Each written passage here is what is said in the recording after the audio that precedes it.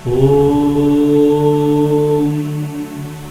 असतो मा सद्गमय तमसो मा ज्योतिर्गमय मृत्योर्मामृतं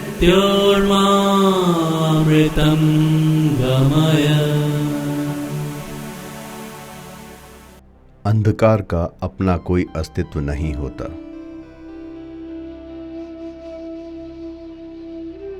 प्रकाश की उपस्थिति ही अंधकार का नाश है। प्रकाश के बिना सृष्टि का कोई अस्तित्व नहीं है।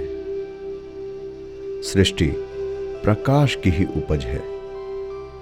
अंधेरे की खोज, कहाँ है अंधेरा? कोई है जो मुझे दिए की रोशनी में अंधेरे को ढूंढने में सहयोग कर सके?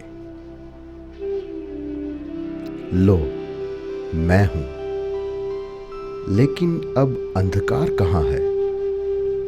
प्रकाश की अनुपस्थिति ही अंधकार है।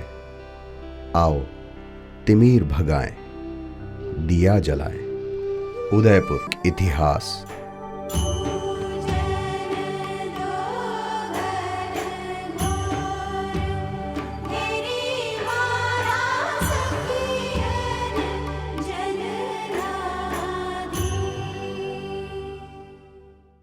न जाने कितने स्वप्न इस शहर का हिस्सा बन गए और कुछ स्वप्न रेत पर बहते पानी की तरह निकल गए। सपने देखना और स्वप्न दृष्टा होना दोनों अलग अलग बात है। और ऐसे ही स्वप्न दृष्टा हैं श्री श्यामलाल कुमावत, जिन्होंने सिर्फ सपना ही नहीं देखा, दृष्टा बने।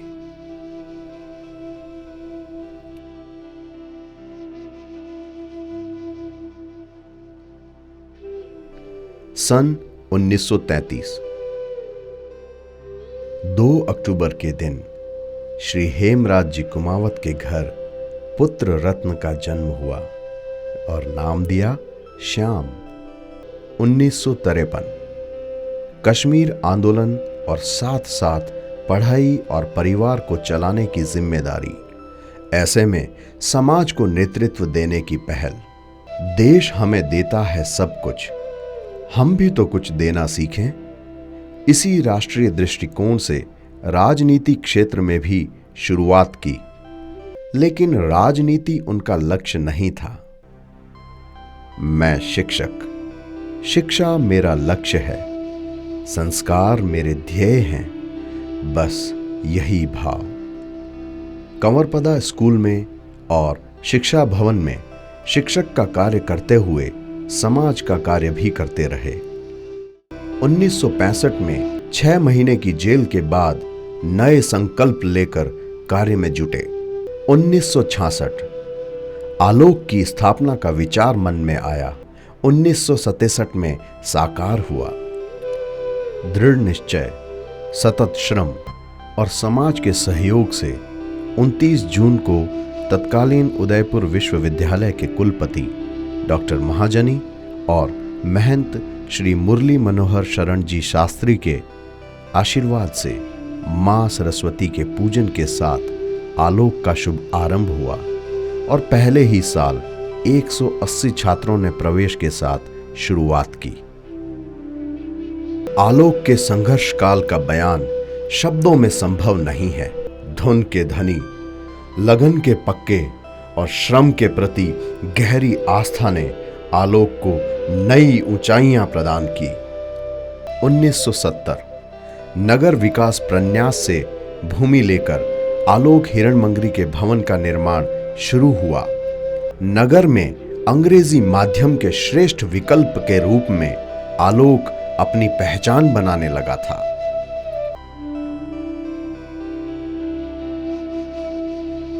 1973 में आई बाढ़ ने विद्यालय के नीचे के भवन को पानी में डुबो दिया, लेकिन तब भी कक्षाएं स्टेडियम में चलती रहीं।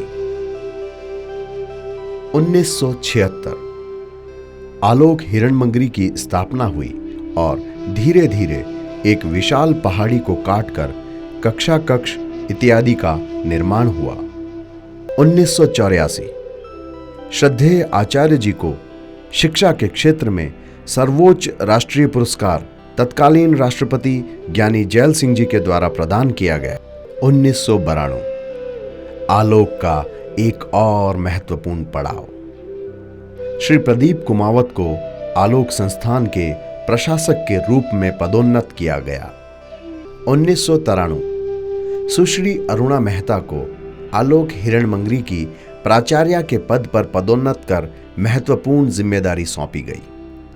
धीरे धीरे आचार्य जी ने युवा लेकिन अनुभवी श्री प्रदीप कुमावत को जिम्मेदारियां सौंपना प्रारंभ कर दिया। 1998 श्री प्रदीप कुमावत ने शिक्षा में डॉक्टरेट की उपाधि प्राप्त करने के बाद आलोक के नए चेहरे को समाज में स्थापित करने का संकल्प लिया। हठ योग प्रयोगशाला,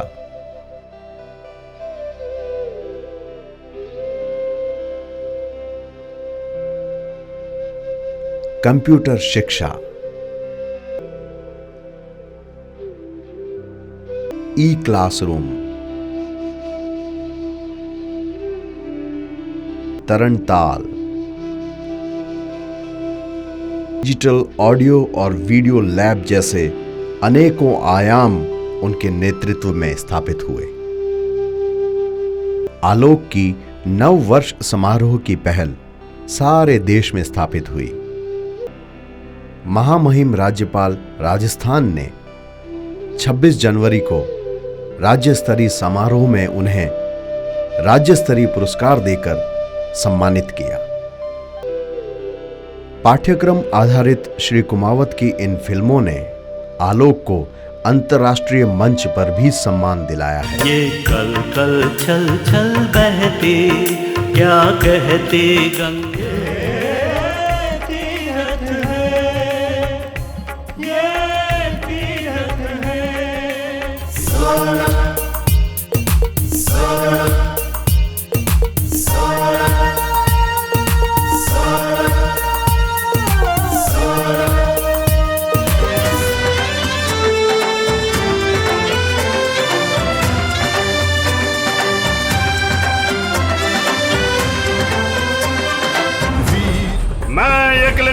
का दीवान प्रताप सिंह, जिसे आज चित्तौड़ छोड़ने को मजबूर किया गया, प्रतिज्ञा करता हूं जब तक अपनी मातृभूमि को वापस न ले लूं तब तक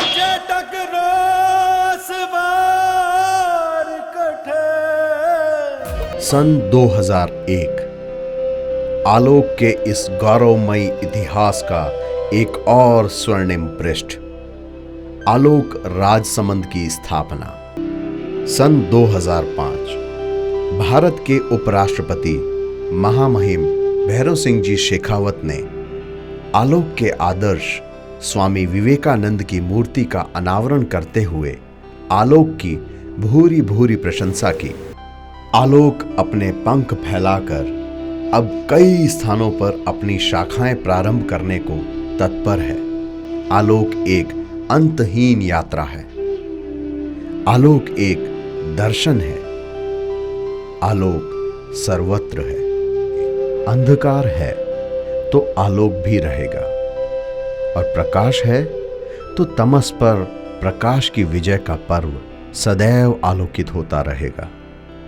आलोक की रश्मियां श्रेष्ठ व्यक्तियों के व्यवहार से नए आभा मंडल को सदैव विकसित करती रहेंगी। लोग आएंगे, चले जाएंगे, आलोक सदैव आलोकित होता रहा है और होता रहेगा। आत्मदीपो भव।